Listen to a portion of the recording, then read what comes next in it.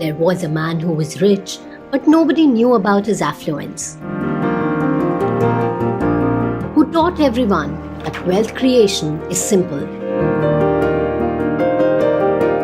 A man who lived a frugal life but secretly made a fortune.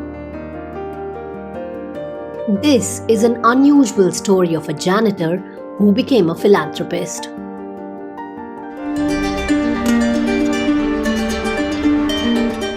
Born in 1921, Ronald James Read lived in a small house in Vermont, US.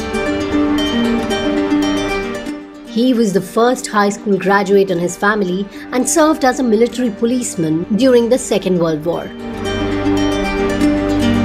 Thereafter, he worked as a gas station attendant and mechanic for 25 years. With a small retirement break of a year, he took up a part-time job as a janitor which lasted for 17 years until 1997. Ronald Read died in 2014 at the age of 92. And this is when he made headlines.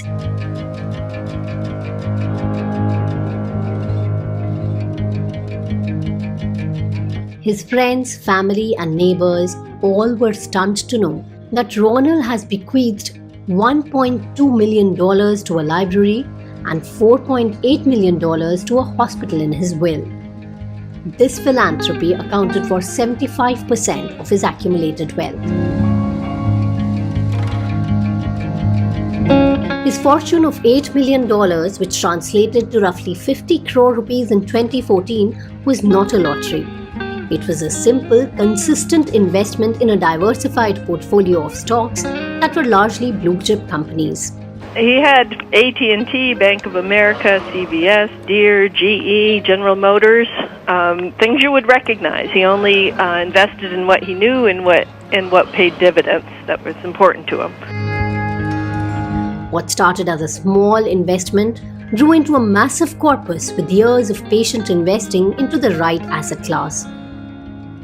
And if a man of modest means could do it, so can you. You just need the right direction, consistency, and patience with your investments. In fact, you can do equity investing in even more simpler manner via mutual funds. A mutual fund is a pooled investment vehicle which collects money from thousands of investors and then invests it on their behalf in a set of stocks or debt securities. There are many types of mutual funds, but let's stick to equity shares example for now. By investing in a mutual fund, you buy a small part or share of a company. Each mutual fund has a manager who decides on your behalf what to buy, and when to sell. The profits made as well as the losses incurred by the mutual fund are proportionately shared between all the investors.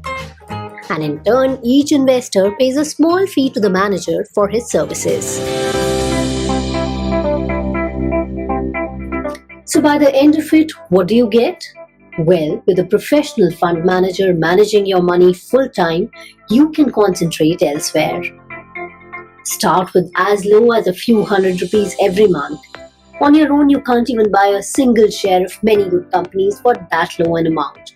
But with mutual funds, it's possible. With mutual funds, you get a basket of stocks for a small investment amount. You may be investing a small amount, but with thousands of investors, it becomes a large sum of money. Now you must have a whole lot of questions like how safe are they? What if someone runs away with your money? How do you know what they're doing with your money? How to get it back, and so on? Well, this series is meant to answer all of them. So stay tuned.